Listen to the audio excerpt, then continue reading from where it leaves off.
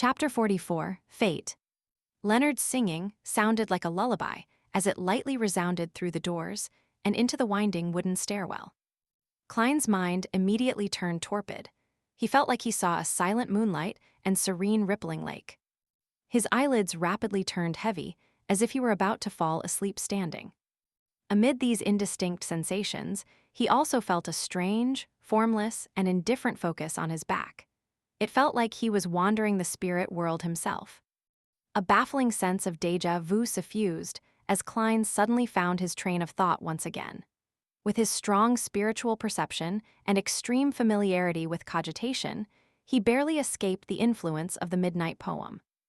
However, he remained serene and could hardly evoke any emotions. Soon, Leonard stopped singing as he turned his head with a smile. "I'm considering asking Captain's permission to apply for a Faina lute. How can there not be an accompaniment when singing?" "Heh, I'm just kidding. I can hear them asleep." The black-haired, green-eyed Nighthawk with his poetic vibe took a stride forward and walked to the door that separated them from the kidnappers and hostage. He suddenly moved his shoulder and threw a punch at the door's lock. Cracked. The wooden board around the lock shattered in a muffled manner. "This requires precise control." Leonard turned his head and smiled.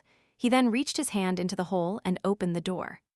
Klein, who had regained consciousness, was not as confident as him. He reached under his armpit, drew his revolver, and turned the cylinder, making sure that he could shoot at a moment's notice. As the door swung back, he saw a man sleeping on a table with a gun by his feet. Another man was rubbing his eyes in a daze while trying to stand up. Bam! Leonard slid forward and struck the awakening kidnapper unconscious. Klein planned to enter as well when he suddenly sensed something. He turned around abruptly and faced the stairwell. Tap, tap, tap. Footsteps were approaching from below. It became clear that something was a hatless man in a brown coat circling the stairwell in his progression toward the third floor while hugging a paper bag of bread. Suddenly, he stopped. He saw a gun's barrel aiming at him with a metallic luster. His pupils reflected a young man dressed in a halved top hat, black formal suit with a bow tie of the same color. It also reflected the cane which rested along the rail and the dangerous revolver. "Do not move, raise your hands. 3, 2, 1. Klein's tone was deep but relaxed. He held the revolver with both hands as he tried to imagine the man as a target from his practice.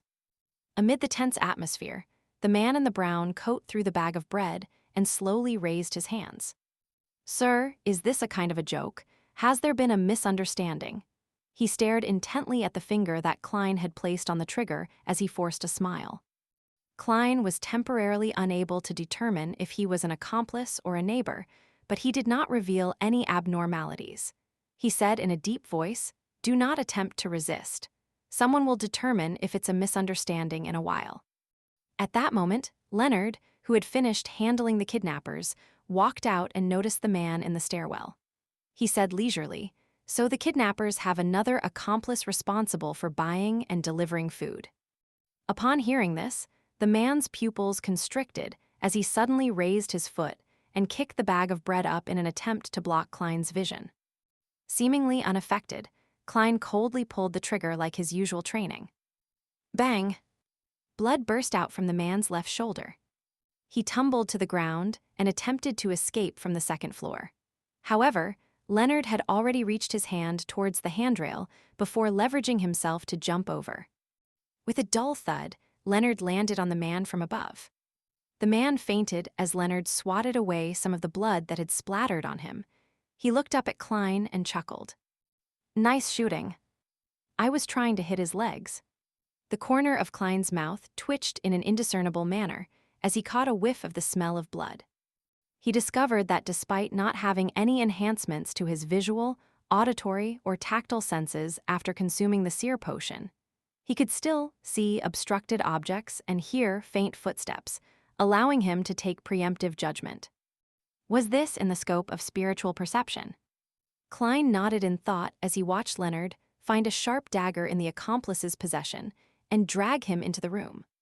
With a gun and cane in each hand, Klein entered the kidnapper's room. They saw Elliot Vickroy jolt awake from the gunshot as he straightened his body and sat up slowly from a huddled position. Leonard had securely tied up the 3 kidnappers with the rope they used against Elliot. Bunched together, they were thrown in a corner. The lack of rope was made up by tearing their clothes. The unconscious man who had been shot in the shoulder was bandaged, but Leonard disdained getting his hands dirty, so he did not help him extract the bullet. Who are you people? Elliot stammered in pleasant delight when he saw the scene before him. Yes, you guessed right, very precise, the genuflecting Leonard answered casually. I never expected this bastard to have some humor cells in him. Klein lowered his revolver and said to Elliot, We are mercenaries hired by your father. You can also call us security personnel. Phew, for real, have I been saved? Elliot said joyfully without daring to make any movements. It was apparent that he had suffered quite harshly in the short few hours of being a kidnapping victim. He did not have the kind of rashness someone his age normally would have. Leonard stood up and said to Klein, Go downstairs and find some patrolling cops. Get them to inform the tobacco merchant. I do not wish to walk out with a child and 4 idiots like a kidnapper. Klein, who was wondering about the aftermath, nodded. He put away his revolver, picked up his cane, and walked to the staircase. As he went down the stairs, he had a nagging feeling that he had forgotten something. In addition, he heard Leonard say to Elliot, Don't be nervous. You will soon see your father, mother, and your old butler, Clee. Why don't we play a round of quint? Klein held back his laughter and walked out into the streets. With the help of pedestrians, he found 2 patrolling policemen. He did not use his badge and identification as a member of the Special Operations Department. Instead, he used his identity as a professional security company and recounted the happenings factually. As for him holding a gun, he was not worried at all. He had received an all-purpose weapon permit the day before yesterday. His application was accelerated by going through internal channels. The 2 policemen exchanged looks, and one of them left to gather reinforcements and inform the Vickroy family. The other policeman followed Klein to the kidnapper's room. After waiting for more than 40 minutes, Leonard signaled to Klein while the policeman was not paying attention. Klein was to sneak out of the room with him. Trust me, heading to the police station is an extreme waste of time. Let's leave first, the Nighthawk with the poetic bearing explained with a relaxed look. Since Leonard was making it clear that he would take any responsibility for any repercussions, he did not retort and followed in tow. Almost 5 minutes later, a few carriages rushed to the building where the kidnappers were. The old butler, Clee, disembarked with his portly master, Vickroy. Up to this moment in time, he was still in a daze. He found it incredulous that news would come so fast. It felt like a dream. Suddenly, he heard a crisp snap as he turned around. A 2-wheeled carriage drove past with its windows open. The black-haired and green-eyed Leonard had snapped his fingers again. After passing by Vickroy's carriage, Leonard closed the window, turned around, and looked at Klein. He extended his right hand and smiled. It was a pleasure working with you. I don't think we are on that good terms. Klein politely shook his head. He did not expect the kidnapping case to be resolved so quickly. All he could do was marvel at the capabilities of Beyonders. Even though he was just a half-assed Sequence 9 Beyonder, he was able to do many inconceivable things. This is a celebratory gesture of peace among aristocrats after a clash of swords, explained Leonard with a smile. I know, Klein had many aristocratic classmates. He looked outside the window and said with a frown, Shouldn't we confirm with Mr. Clee? If he believes that the police rescued Elliot, our commission will be halved. A total of £100. There was no doubt about their providing of the kidnappers, location from their meeting from before. Don't mind it, to us, money isn't that important, said Leonard with a shrug. It's very important to me. Klein forced a polite smile and said, Many poets died early from poverty. Leonard chuckled. I believe Elliot would not lie on this matter. I can tell that he still has some of his innocence left in him. However, you will not get much of the £200 commission either. How much would I get? Asked Klein immediately. As the unspoken rule has always been, half of the commission would be handed to Mrs. Oriana as additional funding for the team. The remaining would be split among members. A pity you aren't a formal member. You will only get about 10% of the remaining half. £10, that isn't bad either. Klein pretended to feel the pinch as he asked, "Aren't you worried that the kidnappers will realize that they were under the influence of a Beyonder's powers after they wake up? They will not suspect anything. They will only believe that the weather was good and very conducive for sleeping, leading to them dozing off.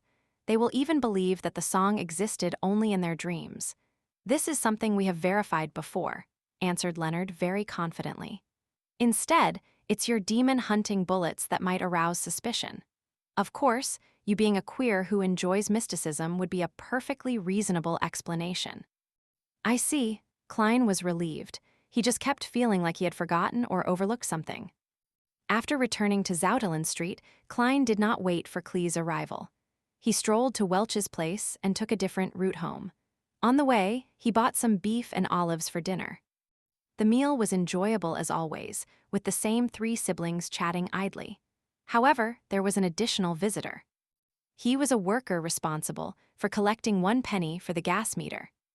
The evening grew dark as the siblings bade each other good night and returned to their rooms. Klein was sleeping soundly when he was suddenly awoken by something familiar outside. He opened the door in puzzlement and arrived outside the bedroom that no one stayed in. He pushed open the mottled door and saw a gray desk. There was a notebook on the table, and its cover was made of hard paper. It was completely black in color. A baffling sense of déjà vu arose in him as he walked over and opened the notebook. The page he flipped open to was of a picture of someone dressed in gorgeous clothes and splendid headdress, the Fool. Beneath the Fool was a line in Hermes. "Everyone will die, including me." Horror gripped Klein's heart as he suddenly realized that the corner of the Fool's mouth was curving up. FFFFFFF. He sat up in shock as he saw crimson moonlight penetrate his curtains. He saw his bookshelf and desk and the silhouette of his own bedroom. He realized that he had had a nightmare. As a seer, he knew what dreams typically portend. Therefore, he began to seriously search through his recollections. Klein froze up when he did because he knew what he had missed out on today. While he was immersed in Leonard's singing, he had sensed a formless and indifferent focus on his back. The feeling of being observed felt different from the usual cogitation or experience he had from using spirit vision. It gave him a sense of déjà vu. According to Captain Dunn, once a feeling of déjà vu arose in him, it probably means. Klein suddenly sat straight and confirmed the feeling. Yes, it's that notebook, that Antigonus family's notebook.